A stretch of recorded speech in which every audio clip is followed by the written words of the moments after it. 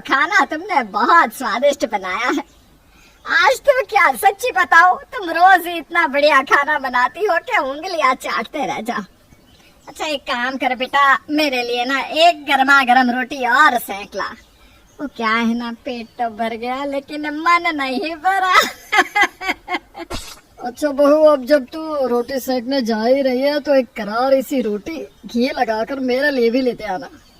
भाई रिटायरमेंट के बाद तो बहुओं के हाथ का खाना खाकर मेरा तो मन ही नहीं भरता, जी करता है खाता रहूं खाता रहूं। लेकिन आटा तो खत्म हो गया है, अब मुझे फिर से गूंथना पड़ेगा। ठीक है, अभी ला देती हूँ। रचना रसोई में जाती है, जहाँ उसकी देवरानी नेहा सबको खाना परोसने के बाद रसोई की सफाई करके बर्तन धो रही थी। अरे नेहा, तुमने चकला बेलन तवा सब धुलने में ले लिया क्या?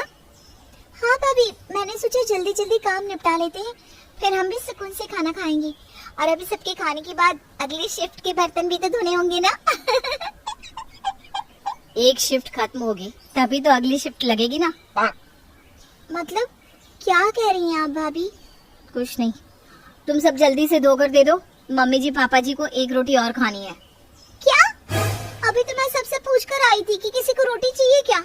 सभी ने मना कर दिया था, इसलिए मैं आकर गैस साफ करने लगी और अब 2 मिनट में ही रोटी मांगने लगी। हाँ, अब मांगी है तो बनानी तो पड़ेगी।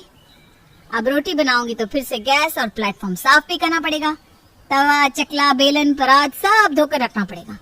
ये रसोई नहीं लंगर है, लंगर जो 24 घंटे चलता ही रहता है। अरे बहू जल्दी ला, पता नहीं एक रोटी बनाने में कितना समय लगता है। 2 लोग किचन में घुसी रहती है, फिर भी खाना टाइम से नहीं मिल सकता इस घर में। हर समय मुंह से मुंह लगाए फुस फुस करती रहती है। ला रही हूँ माँ जी।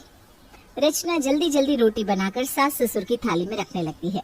तभी ननद सुरुचि कहती है, भाभी प्लीज 2 चम्मच चावल ला दो ना। सुरुचि, चावल तो जितना भी था सब तुम्हें और मम्मी जी को दे दिया, अब चावल नहीं बचा। अरे ऐसा कैसा नहीं है, अंदर 50 किलो की बोरी रखी है चावलों की, और मेरी बेटी को 2 चम्मच चावल के लिए मना कर रही हो।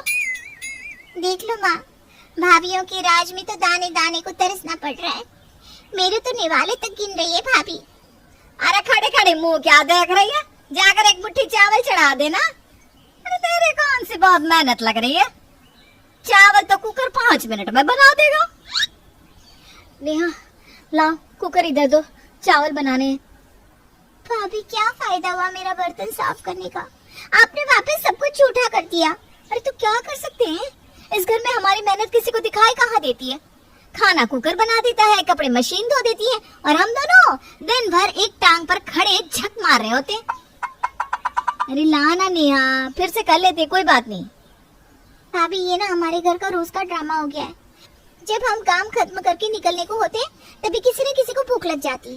अरे खाने की भी तो कोई लिमिट होती है, किसी को 1 चम्मच चावल चाहिए होता है तो किसी को आधी रोटी। अब 1 चम्मच चावल या आधी रोटी तो बनती नहीं, झक मारकर हमें फिर से कुकर या तवा चढ़ाना पड़ता है। नेहा कर भी क्या सकते हैं, मना करोगी तो सब कहेंगे 1 चम्मच चावल के लिए बहू ने घर में क्लेश कर दिया।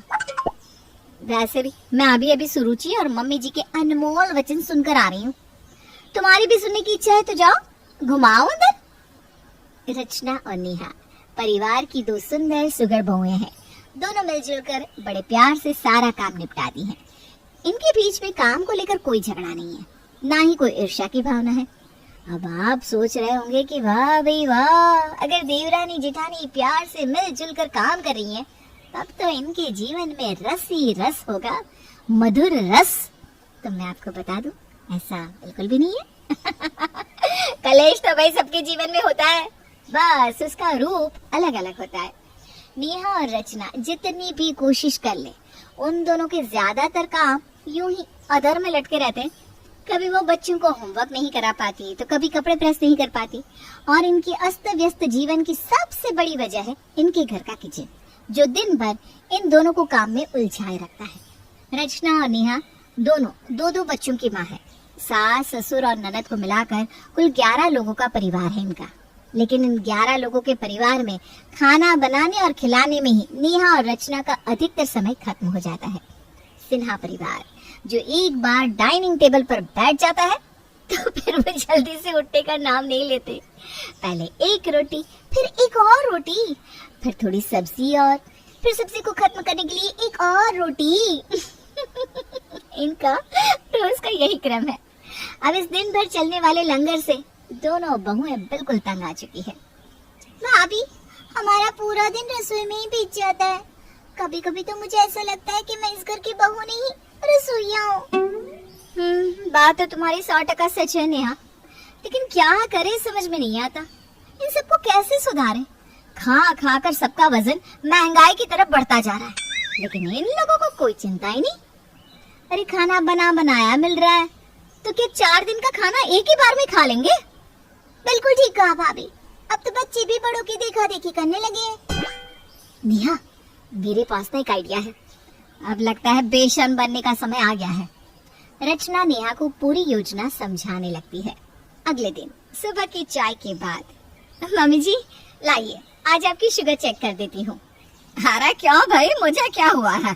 अरे नहीं नहीं मम्मी जी, ये तो बस आपके हेल्थ के लिए है। उम्र के साथ शुगर बीपी का खतरा भी तो बढ़ जाता है ना। रचना ने आज जानबूझकर चाय में ढेर सारा मीठा डाला था, इसलिए जब वो शुगर चेक करती है तो बहुत हाई आती है। हे भगवान, मम्मी जी आपकी शुगर तो बहुत हाई हो गई है। मैं आज ही डॉक्टर को बुलाकर आपका पूरा हेल्थ चेकअप करा देती हूँ। कहीं आपको कुछ हो गया तो? अरे शुभ शुभ बोल, मेरे दुश्मन। तू जल्दी से बुला ले, तेरे पापा जी का भी चेकअप करा लेंगे लगे हाथ। थोड़ी देर बाद डॉक्टर घर में दाखिल होता है और बारी बारी से सासू माँ, ससुर जी, ननद सबके ब्लड सैंपल लेता है। अरे माता जी, आपका वजन तो आसमान छू रहा है। वजन का कंट्रोल करिए, नहीं तो शुगर आपकी जान लेकर छोड़ेगा। इसे हल्की में मत लीजिए। और अंकल जी, आपका वजन तो सैकड़ा पार कर चुका है। आज से आपको चावल और मीठे की तरफ देखना भी नहीं है और दिन में कम से कम 12 घंटे की फास्टिंग करनी है। खाना भी बिल्कुल लिमिट में रखना है।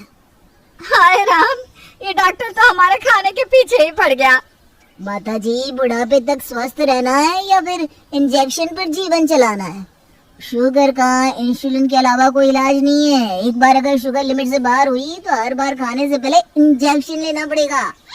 अरे राम राम राम राम, मुझे तो सुई से बहुत डर लगता है। अब बहू, मेरी ना आज से बस 2 ही रोटी बनाना बेटा, मुझे अपना बुढ़ापा खराब नहीं करना।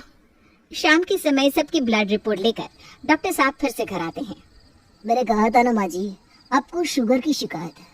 आपको चावल, आलू, मीठा और मसालेदार खाना नहीं खाना है और साथ ही हल्का भोजन करना है। स्वाति, आपकी रिपोर्ट्स तो नॉर्मल है, लेकिन वजन तो आपका भी बहुत ज्यादा है। एक जगह पर बैठे मत रहो, घूमो, एक्सरसाइज करो और डाइट पर ध्यान दो। मोटापा 100 बीमारियों का घर होता है। और अभी तो तुम्हारी शादी भी नहीं हुई। तुम्हारे शरीर को अभी बहुत से बदलावों से गुजरना है। डॉक्टर सबको खाने पीने की हिदायत देकर चला गया था। डिनर के समय, भाभी प्लीज 2 चम्मच चावल और ला दो। ये लो सुरुचि, 2 चम्मच चावल। अरे भाभी ये क्या, अब तो सचमुच 2 ही चम्मच चावल लाई हो।